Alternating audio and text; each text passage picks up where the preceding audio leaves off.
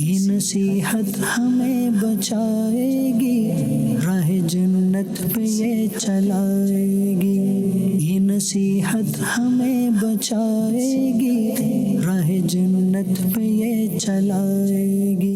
الحمدللہ رب العالمین والصلاة والسلام علی خاتم النبیین اما بعد فاعوذ باللہ من الشیطان الرجیم بسم اللہ الرحمن الرحیم الصلاة والسلام علیک یا رسول اللہ وعلی آلک واصحابک یا حبیب اللہ الصلاة والسلام علیک یا نبی اللہ وعلی آلک واصحابک یا نور اللہ۔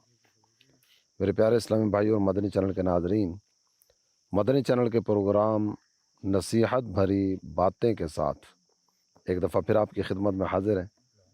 اس پروگرام میں شیخ فرید الدین عطار علیہ رحمۃ اللہ الغفار آپ کی بیان کردہ کچھ نصیحتیں آپ کی طرف بڑھانے کی سعادت حاصل کی جاتی ہے۔ آئیے آج کے موضوع کی طرف بڑھنے سے پہلے نبی الانبیاء تاجدار ارض و سما حبیب کبریا مکی مدنی مصطفیٰ صلی اللہ تعالی علیہ وآلہ وسلم کی بارگاہ بے کس پناہ میں درود و سلام کے نذرانے پیش کرنے کے تعلق سے ایک حدیث مبارکہ سننے کی سعادت حاصل کرتے ہیں۔ میرے آقا صلی اللہ تعالی علیہ وآلہ وسلم نے ارشاد فرمایا، ان صلاتکم علی نور لکم یوم القیامہ، تمہارا مجھ پر درود پڑھنا یہ قیامت کے دن تمہارے لیے نور ہوگا۔ صلو علی الحبیب صلی اللہ تعالی علی محمد وعلی آلہ وصحبہ وبارک وسلم۔ میرے پیارے اسلامی بھائی اور مدنی چینل کے ناظرین، شیخ فرید الدین عطار علیہ رحمۃ اللہ الغفار فرماتے ہیں، ہر کرا عقل است و دانش اے عزیز، دور باید بودنش از چند چیز۔ اے میرے عزیز، اے میرے پیارے، جسے بھی عقل اور دانائی کی دولت میسر ہے اسے ان چند چیزوں سے کنارہ کشی کرنی چاہیے۔ یہ چند چیزیں اس طرح کی ہیں کہ عقل مند آدمی ان چیزوں کے قریب جانے کا تصور بھی نہیں کر سکتا۔ بیوقوفوں کی علامتیں پچھلے پروگرام میں آپ نے سنی ہیں۔ آج کے پروگرام میں عقل مند کون، اس تعلق سے کچھ نہ کچھ بیان کرنے کی صورت کی جائے گی۔ تو آپ نے جو عقل مندوں کی صفات ذکر کی، عقل مند کن کن چیزوں سے اجتناب کرتے ہیں، وہ جو آپ نے بیان کیا، تو اس میں سے پہلی بات آپ کے حوالے کرنے جا رہا ہوں۔ آپ کہتے ہیں، کار خود با نا سزا نہ کند رہا، مرد میں نہ کند بجائے نا سزا۔ عقل مند اس کی ایک عادت ہوا کرتی ہے کہ اپنا کام نالائق آدمی پر یہ نہیں چھوڑتا۔ اپنا کام کسی کے سپرد کرنا ہو تو دانش مندی کا اور عقل کا تقاضا یہ ہے کہ یہ نااہل کے سپرد نہ کیا جائے۔ کیوں؟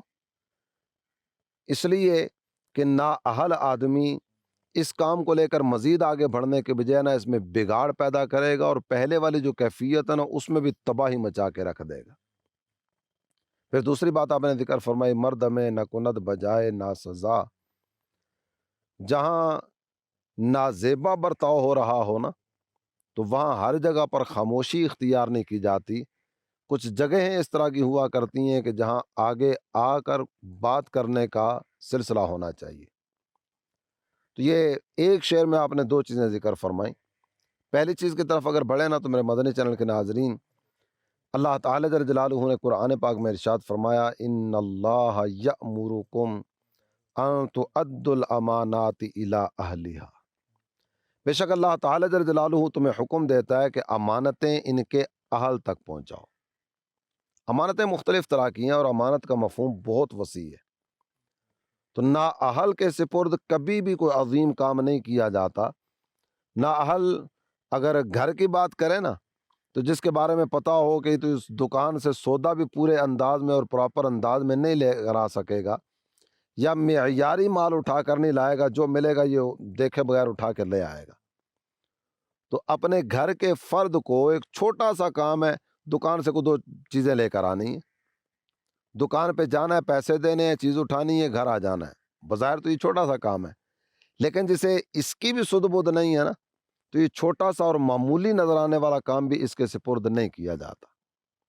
تو نااہل آدمی اس کے ذمے کام نہیں کیے جاتے۔ میرے آقا صلی اللہ تعالی علیہ وآلہ وسلم نے ارشاد فرمایا اذا ضیعت الامانہ فانتظر الساعہ، جب امانت ضائع کی جا رہی ہو نا تو پھر قیامت کا انتظار کرنا۔ جب حضور انور صلی اللہ تعالی علیہ وآلہ وسلم نے یہ بات ذکر فرمائی، خدمت اقدس میں عرض کی گئی کیف اضاعتها یا رسول اللہ صلی اللہ تعالی علیہ وآلہ وسلم، میرے آقا یہ بات ارشاد فرمائیے کہ یہ امانت ضائع کیسے ہوگی؟ آپ نے فرمایا امانت ضائع کی جا رہی ہو تو قیامت کا انتظار کرو، تو حضور یہ بھی تو بتائیے امانت ضائع کیسے ہوگی؟ تو اللہ کے پیارے حبیب صلی اللہ تعالی علیہ وآلہ وسلم نے فرمایا اذا اسند الامر الی غیر اہلہ فانتظر الساعہ، جب معاملہ نااہل کے سپرد کیا جا رہا ہو تو پھر قیامت کا انتظار کرو۔ تو بالکل واضح سی بات ذکر کر دی گئی۔ چاہے یہ میں پہلے بھی عرض کر چکا کہ اس کے مفہوم میں کافی ساری وسعت ہے، یہ مختلف حوالوں سے ہے۔ امور مملکت کے تعلق سے بھی یہی ہے کہ نااہل کے سپرد کوئی بھی بڑا منصب نہیں کیا جا سکتا، افتاء نااہل کے سپرد نہیں کیا جا سکتا، یہ فتویٰ دینا، تدریس ٹیچنگ کرنی ہے نااہل کے سپرد نہیں کی جا سکتی۔ کئی ایک جگہیں اس طرح کی ہیں کہ جب بھی نااہل کے سپرد کو کام ہوا ہوگا، آپ اگر ماضی کے دریچوں میں جھانک کر دیکھیں گے نا تو آپ کے سامنے وہ چیزیں نظر آنا شروع ہو جائیں گی۔ کام نااہل کے سپرد ہوا تو اس کام کا تیا پانچا کر کے رکھ دیا گیا اور وہ کام تباہی اور بربادی کے گڑھے میں جا کے گرا۔ تو پہلی بات آپ نے یہ ذکر فرمائی۔ علم بہت بڑی دولت ہے نا، بہت عظیم نعمت ہے۔ علم کے تعلق سے بھی یہی ہے کہ علم سکھانے کے لیے بھی پہلے دیکھا جائے گا کہ یہ اس بات کا اہل ہے کہ اسے علم دیا جائے۔ میں اس پر نا آپ کی توجہ دلانے کے لیے مزید یہ عرض کروں کہ آفت العلم النسیان، علم کی ایک آفت ہوا کرتی ہے، اور علم کی آفت ہے علم کا بھول جانا۔ جو چیزیں یاد تھیں وہ محو ہو گئی، جو چیزیں یاد تھیں وہ ختم ہو گئی۔ چاہے علم کی آفت ہے اس کا بھول جانا، وَإِضَاعَتُهُ أَن تُحَدِّثَ بِهِ غَيْرَ أَهْلِهِ، اور علم ضائع کب ہوتا ہے؟ علم ضائع تب ہوتا ہے کہ جب علم نااہل کے سپرد کر دیا جائے۔ العلم نور ونور اللہ لا یعطى لعاص، علم اللہ کا نور ہے اور اللہ تعالی جل جلالہ کا نور یہ نافرمان کو نہیں دیا جاتا۔ آپ علم دین کسی کو سکھا رہے ہیں، وہ بے نمازی ہے، آپ بار بار ذہن بنا رہے ہیں، وہ نماز کی طرف ہی نہیں آ رہا، وہ شریعت کا باغی ہے، احکامات شرعیہ اس سے روگردانی کرنے والا ہے۔ آپ اس کے سامنے قرآن بیان کرتے ہیں، وہ اس پر اعتراضات لے کر بیٹھ جاتا ہے۔ آپ اس کے سامنے نبی پاک صلی اللہ تعالی علیہ وآلہ وسلم کا فرمان بیان کرتے ہیں، اس کی نظر میں حدیث کی کوئی وقعت ہی نہیں ہے۔ تو ایسے نااہل آدمی کو اور بے وقوف آدمی کو علم کیسے دیا جائے؟ نااہل کو علم سکھانا، اس کی باقاعدہ سے ایک مثال بیان کی گئی ہے، اور میرے مدنی چینل کے ناظرین وہ مثال ہے خنزیر کی گردن میں ہیرے جواہرات اور سونے چاندی کے ہار پہنانا۔ نااہل آدمی کو علم بھی نہیں دیا جائے گا۔ اور دوسری بات ذکر فرمائی گئی کہ ہر جگہ پر خاموشی نہیں ہوا کرتی، کچھ جگہیں اس طرح کی ہوتی ہیں جہاں گفتگو کرنی ہوتی ہے۔ شریعت مطہرہ واجب کر رہی ہے اور شریعت مطہرہ لازم کر رہی ہے کہ یہاں تم نے چپ نہیں رہنا۔ تو عقل کا تقاضا کیا ہے؟ جب میرا دین کہتا ہے یہاں بولو تو میں بولوں۔ من سکت عن الحق فہو شیطان اخرس، جو حق بیان کرنے میں خاموش رہا وہ تو گونگا شیطان ہے، گونگا شیطان ہے۔ یہ بالکل واضح طور پر یہ بات ذکر فرمائی گئی۔ جب بولنے کے تعلق سے اگر بات آپ کے سامنے ذکر کروں نا تو ایک مسئلہ شرعیہ وہ بھی جان لیجئے۔ مسئلہ شرعیہ یہ ہے کہ سامنے والا کو غلطی کر رہا ہے اور مجھے ظن غالب ہے کہ اگر میں اسے سمجھاؤں گا نا یہ مان جائے گا، میں اسے مسئلہ بتاتا ہوں، شریعت اس بات کی اجازت نہیں دیتی۔ اللہ نے قرآن میں اس کام سے منع کیا، حدیث پاک میں مصطفیٰ جان رحمت صلی اللہ تعالی علیہ وآلہ وسلم نے اس کام کو ناپسند فرمایا۔ میرے بھائی دیکھو، جب شریعت اجازت نہیں دیتی تم کیسے یہ کام کرو گے؟ تو یہاں بولنا شریعت مطہرہ کی طرف سے فرمایا گیا کہ یہ تم پر واجب ہے۔ ظن غالب ہے نا کہ میں سمجھاؤں گا تو یہ مان لے گا، تو شریعت کہتی ہے کہ سمجھانا تم پر واجب ہے، لیکن میں اس وقت بھی اگر خاموشی اختیار کر کے بیٹھوں تو ہر جگہ ایسی نہیں ہوتی کہ جہاں خاموشی اختیار کی جائے۔ کچھ جگہیں اس طرح کی ہوتی ہیں کہ جن جگہوں پر بولنا اور کلام کرنا یہ ضروری ہوا کرتا ہے۔ اور پھر اس کے بعد یہ بات ذکر فرمائی گئی، عقل داری میل بدکاری مکن، زیں چوں بگزشتی سبک ساری مکن۔ اگر تو عقل رکھتا ہے نا، اللہ تعالیٰ جل جلالہ نے تجھے عقل و شعور عطا فرمایا ہے، تو سن، بدکاری میں رغبت نہ کرنا۔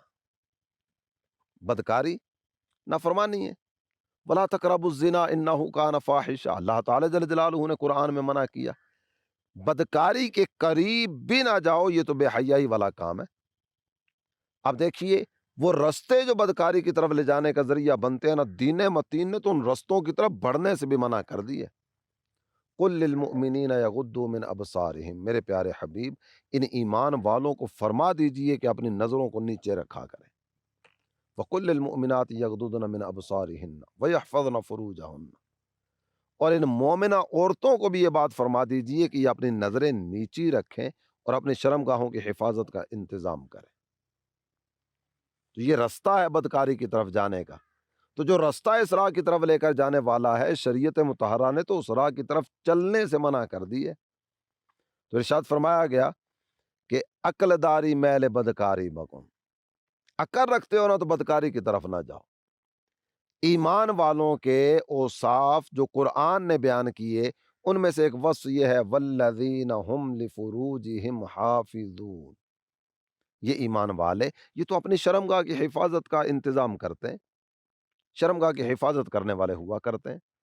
اور دوسرے مصرے میں بات ذکر کی گئی کہ جب تو اس مرحلے سے گزر گیا نا تو سن، کمینگی نہ کرنا، کمینہ پن، کم ظرف ہو جانا، یہ عقل کے منافی ہے۔ عقل مند آدمی اور کمینگی پر اترا ہے، یہ نہیں ہو سکتا۔ تو عقل مند آدمی کمینہ نہیں ہوا کرتا، اس کا باقاعدہ سے تذکرہ کیا گیا۔ اور پھر شیخ فرماتے ہیں، ہر قرا از حلم دل روشن بود، در زمانہ با صلاح تن بود، جس کا دل برد باری سے روشن ہو جائے، زمانے میں بدن کی درستگی کے ساتھ وہ جیتا ہے۔ کام کیا کرنا ہوگا؟ یہ کام آپ نے ابھی سنا کہ برد بار ہو جائے۔ جو تیز مزاج کے لوگ ہوا کرتے ہیں نا، آپ دیکھتے ہوں گے ان کی لڑائیاں زیادہ ہوتی ہوں گی، جھگڑے زیادہ ہوتے ہوں گے۔ جو بہت جلدی ہائپر ہو جاتے ہیں نا، بہت جلدی غصے والی کیفیت میں آ جاتے ہیں، ان کی لڑائیاں، جھگڑے، فتنے، فساد، مار پٹائی، بہت سارے ان کے معاملات وغیرہ ہوتے ہوں گے۔ طلاقیں جن کی زیادہ ہوتی ہیں، یہ کون ہوتے ہیں؟ جن کے مزاج میں تیزی ہوتی ہے، جو جلدی ہائپر ہو جانے والے ہوتے ہیں۔ بیوی نے چھوٹی سی بات کی، اکھاڑ پچھاڑ کر کے رکھ دی، اب وہ بیچاری معافیاں مانگ رہی ہے اور صاحب بہادر غصہ اتارنے میں لگے ہوئے، نہیں تو نے بات کی کیوں ہے؟ تو ہوتی کون ہے بات کرنے والی؟ تیری اتنی جرت، میرے سامنے تم نے یہ بات کر دی۔ وہ پاؤں پکڑ رہی ہے، ہاتھ جوڑ رہی، بڑی منت کے ساتھ، بڑی عاجزی کے ساتھ، بڑی انکساری کے ساتھ، صاحب جی جانے دیجئے نا۔ اور یہاں نہیں نہیں تو نے یہ بات کی، تیری جرت کیسے ہوئی؟ خبردار، 1 2 3۔ یہ وہ لوگ ہوا کرتے ہیں جن کے مزاج میں تیزی ہوتی ہے۔ جیل کی سلاخوں کے پیچھے جا کر چیک کر لیجئے گا، جیل کی سلاخوں کے پیچھے جانے والوں میں بہت بڑی تعداد آپ کو وہ نظر آئے گی کہ جو جلدی ہائپر ہو جانے والے ہیں، جن کو بہت زیادہ مارا پیٹا جاتا ہے۔ وہ بھی غور کر لیں، کیوں مار پڑی تھی؟ سامنے والوں نے تھوڑی سی بات کی، تم نے 2 گالیاں نکال دی، غصے میں آگے گالیاں نکالی، اس کو بھی غصہ آیا، ادھر سے گالی ادھر سے گولی، مار کٹائی کے سلسلے شروع ہو گئے، بندہ مر گیا۔ تو آپ فرماتے ہیں کہ جو برد باری سے اپنے دل کو روشن کر لیتا ہے نا، اس کا بدن محفوظ رہتا ہے۔ اور پھر اگلی بات ذکر کرتے ہوئے کہتے ہیں، تاشوی پیش از ہما از روزگار، دست بر نان و نمک بکشادہ دار۔ تو یہ چاہتا ہے نا کہ زمانے میں سب سے آگے بڑھ جائے۔ ترقی تو سارے چاہتے ہیں، ایک ترقی ہے دنیاوی اعتبار سے اور ایک ترقی ہے دینی اعتبار سے۔ دنیاوی اعتبار سے مجھے ترقی ملے، میری ذمہ داری اگر کسی جگہ کسی بھی آفس میں ایک لیول کی ہے تو میں یہ چاہتا ہوں کہ اس سے اوپر والے لیول پہ چلا جاؤں، ڈسٹرکٹ پہ ہوں، ڈویژن پہ چلا جاؤں، اور بڑھتے بڑھتے ایک سیٹ سے دوسری سیٹ کی طرف کا سفر جاری رہے، ایک گریڈ سے دوسرے گریڈ کا سفر جاری رہے۔ یہ تو دنیاوی اعتبار سے ترقی ہوئی نا۔ دینی اعتبار سے ترقی چاہتے ہو تو آپ فرماتے ہیں کہ نان اور نمک اس پہ ہاتھ کھلا رکھنا۔ نان اور نمک، نان اور نمک سے مراد ہے کھانا کھلانا، کھانا کھلانے والا سلسلہ زیادہ کرنا، سخاوت کو اپنا لو، اللہ تعالیٰ جل جلالہ کی راہ میں دیتے رہا کرو، کھانا کھلاؤ۔ یہ جو لنگر ہے نا، لنگر یہ تونگر کرنے کا ذریعہ بنتا ہے۔ تونگر مین مالدار، جو کھلانے والا ہے نا، اللہ تعالیٰ جل جلالہ اپنی رحمت سے اسے نوازتا ہے، لنگر تونگر کرتا ہے۔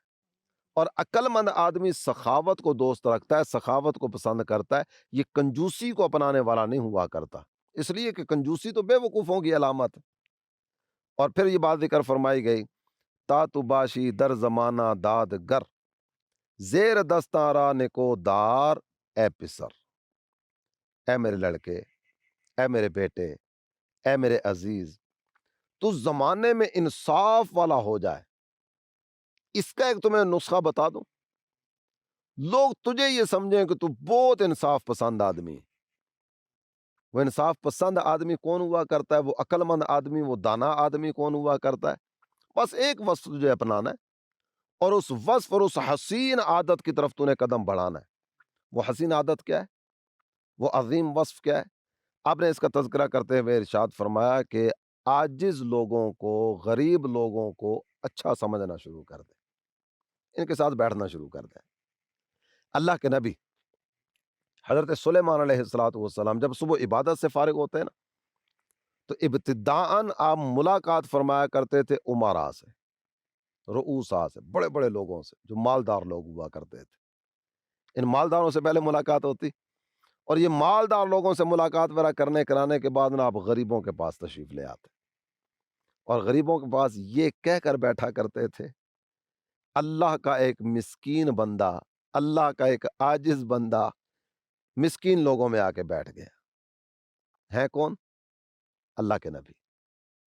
آپ جانتے ہیں 4 بادشاہ اس طرح کے ہیں جنہوں نے ساری دنیا پہ حکومت کی ہے، ان میں سے ایک حضرت سلیمان علیہ السلام ہے، اللہ کے عظیم نبی، ساری دنیا پر حکومت کی ہے۔ اور یہ ساری دنیا پر حکومت کرنے والے حضرت سلیمان علیہ السلام غریبوں میں بیٹھتے ہوئے کیا کہہ رہے ہیں؟ اللہ کا ایک مسکین بندہ مسکینوں میں آ کے بیٹھ گیا۔ مجھے غریبوں سے گھن کیوں آتی ہے؟ اگر آتی ہے تو غور کیجیے۔ میں ہاتھ ملانا بھی پسند نہیں کرتا، کیوں؟ کو قریب آ جائے میں اٹھا دیتا ہوں، کو بیٹھا ہوا ہو میں اس سیٹ کے ساتھ والی سیٹ پہ نہیں بیٹھنا پسند کرتا۔ جب کچھ عجب نہیں ہے کہ نماز ادا کرنے کے لیے آنے والے بھی ہو سکتا ہے کہ تھوڑا بہت یوں اس کا تھوڑا دیکھتے ہوں کہ میرے دائیں کون، میرے بائیں کون، دائیں طرف کو غریب آدمی کھڑا تو ہو سکتا ہے بائیں طرف نکل جاتے ہیں۔ اگر ایسا کرتے ہیں تو سوچئے گا ضرور، غور کیجئے گا۔ قرآن کہتا ہے وَتِلْكَ الْأَيَّامُ نُدَاوِلُهَا بَيْنَ النَّاسِ، یہ ایام ہیں جو ہم لوگوں کے درمیان پھیرتے رہتے ہیں۔ یہ امیری اور غریبی یہ 2 سواریاں ہیں، اللہ تعالیٰ جل جلالہ کی مشیت ہے، اللہ تعالیٰ جل جلالہ کی رضا ہے، وہ جسے چاہے جس سواری پر چاہے بیٹھا دے۔ شداد بادشاہ ہے، اور بادشاہی کی حالت میں دنیا سے گیا ہے۔ جب یہ پیدا ہوا تھا نا، اس کی ماں مر گئی تھی، دریائی سفر تھا، اور ماں کی لاش تک بھی ملی نہیں ملی اس کا تذکرہ ہی نہیں۔ یہ کشتی کے پھٹے پر تھا، یہ پھٹا تیرتے ہوئے کنارے کی طرف لگا۔ وہ بچہ پیدا ہوتے ہی جس کے نہ ماں کی خبر نہ باپ کی خبر، اللہ کی قدرت دیکھیے، وہ بھی بڑا ہوتا ہے، اور بڑا ہونے کے بعد ملک کی بادشاہت اس کے حصے میں آتی ہے۔ یہ اللہ کی تقسیم ہے، اللہ جسے چاہے جس انداز میں چاہے اس انداز میں آگے لے کر چلا جائے۔ تخت سے تختے پہ آنے والے بھی آپ نے دیکھے ہوں گے، اور تختے سے تخت پہ جانے والے بھی آپ نے دیکھے ہوں گے۔ وہ سارے نظارے اس دنیا میں آپ نے دیکھے ہوں گے۔ دنیا تو ہے ہی عجائبات کا مجموعہ، یہاں تو کئی طرح کے نظارے ہماری نظروں کے سامنے آتے ہیں۔ تو غریبوں سے گھن کھانے کی بجائے غریبوں سے دور دور اور کنارہ کشی کرنے کے بجائے ان سے محبت کیجیے، ان سے پیار کیجیے۔ اسی پروگرام نصیحت بری باتیں کے ایک ایپیسوڈ میں آپ نے یہ حدیث مبارکہ سنی تھی۔ میرے آقا اللہ تعالی جل جلالہ کی بارگاہ میں عرض کرتے ہیں، اللہم احیینی مسکینہ وامتنی مسکینہ واحشرنی فی زمرۃ المساکین۔ اے اللہ مجھے مسکینی میں زندہ رکھ، مسکینی میں موت عطا فرمانا، اور قیامت کے دن میرا حشر بھی مسکینوں کے گروہ میں فرمانا۔ تو غریبوں سے نفرت نہیں، محبت کیجیے، ان کی ضروریات پوری کرنے میں تعاون پیش کرتے چلے جائیے۔ اور پھر آپ نے ذکر فرمایا، ہر کے بر پندے خود آمد استوار، پندے اورا دیگراں بندد کار۔ جو بندہ اپنی نصیحت پر مضبوطی کے ساتھ عمل کرے، یعنی جو کہتا ہے نا اس کو کر کے دیکھا ہے، تو دوسرے لوگ بھی اس کی بات کو دل و جان سے تسلیم کریں گے، اور جو یہ کہتا ہے وہ کریں گے۔ قول اور فعل کا تضاد یہ نہیں ہونا چاہیے۔ جو کہتے ہو وہ کرو، اور جو کرتے ہو اس کو یہ دیکھ لو کہ یہ شریعت مطہرہ کے مطابق ہے یا نہیں۔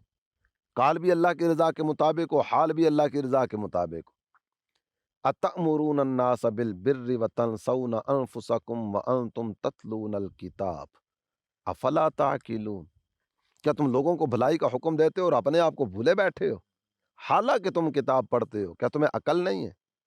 تو سمجھداری کا تقاضا یہ ہے کہ جو بندہ خود کہے اس پر عمل بھی کرے، با عمل با اثر ہوا کرتا ہے۔ اور پھر ذکر کیا کہ ہر کے از گفتار خود باشد ملول، قول اورا دیگراں نہ کند قبول۔ جو بندہ اپنی ہی بات سے بیزار ہو، یعنی جو اپنی بات پر عمل نہیں کرتا نا، یہ نیکی کی بات کر رہا ہے، تقوی کی بات کر رہا ہے، پرہیزگاری کی بات کر رہا ہے، اور خود عمل نہیں کر رہا، تو شیخ فرماتے ہیں اس کی تو حالت یوں ہے کہ یہ اپنی بات ہی سے بیزار ہے، اسے یہ بات اچھی لگتی تو خود بھی عمل کرتا نا۔ نماز پڑھا کیجئے، خود نماز نہیں پڑھتا، تو مطلب یہ کہ اسے نماز اچھی نہیں لگتی۔ اللہ کی راہ میں مال خرچ کیا کیجئے، خود نہیں دیتا، مطلب کیا کہ اللہ کی راہ میں دینے والا عمل اسے اچھا نہیں لگتا۔ اللہ تعالی جل جلالہ کی لا ریب کتاب قرآن پاک کی تلاوت کرنے کی سارے کے سارے عادت بنائیے، خود نہیں کرتا، مطلب کیا کہ تلاوت قرآن کرنے والا عمل اسے اچھا نہیں لگ رہا۔ کہتے ہیں جو بندہ اپنی کہی ہوئی بات سے بیزار ہوا کرتا ہے نا، لوگ کیسے اس کی بات کو قبول کر لیں گے؟ اور اس کے بعد ذکر کیا ہرچہ باشد در شریعت ناپسند، دور باش از ویچ و ہستی ہوش مند۔ عقل مند کیا کرتے ہیں، کن چیزوں کو اختیار کرتے ہیں، اور عقل مند کون؟ آپ کہتے ہیں جو کام شریعت مطہرہ میں ناپسند ہے، شریعت جس کام کی اجازت نہیں دیتی، شریعت جس کام کو پسند نہیں کرتی، میرے بیٹے اس کام کے قریب نہ جانا، اس کام سے باز آ جا۔ دیکھ جب اللہ کو پسند نہیں ہے، اس کے محبوب کو پسند نہیں ہے، تو اس راہ کی طرف کیسے بڑھے گا؟ واللہ ورسولہ احق ان یردوہ، اللہ اور اس کا رسول یہ زیادہ حق رکھتے ہیں کہ ان کو راضی کیا جائے۔ راضی کرنا چاہتے ہو اللہ اور اس کے رسول کو راضی کرو۔ والذین آمنوا اشد حبا للہ، یہ ایمان والے اللہ کی محبت میں بڑے سخت ہوتے ہیں۔ اللہ کو پسند نہیں ہے، میں کیسے کر سکتا ہوں؟ اور پھر ذکر کیا تا ثواب کار بینی سر بسر، بر مراد خود مکن کار اے پسر۔ میرے بیٹے تو یہ چاہتا نا کہ تیرے سارے کے سارے کام درستی والے ہو جائیں، راہ راست پہ چلتے ہوئے آگے بڑھتا چلا جائے، تو سن اپنی نفسانی خواہشات پہ کان نہ دھرنا۔ یہ چند علامتیں تھیں جو شیخ فرید الدین عطار علیہ رحمۃ اللہ الغفار نے عقل مند لوگوں کے تعلق سے ذکر کی۔ مدنی چینل دیکھتے رہیے گا۔ ہمارے پروگرام کا وقت اپنے اختتام پہ پہنچا۔ اللہ تعالی ہمیں عقل سلیم عطا فرمائے، شریعت مطہرہ کی پاسداری کرتے ہوئے زندگی بسر کرنا نصیب فرمائے، آمین، بجاہ النبی الامین صلی اللہ تعالی علیہ وآلہ وسلم۔ یہ نصیحت ہمیں بچائے گی، راہ جنت پہ یہ چلائے گی، یہ نصیحت ہمیں بچائے گی،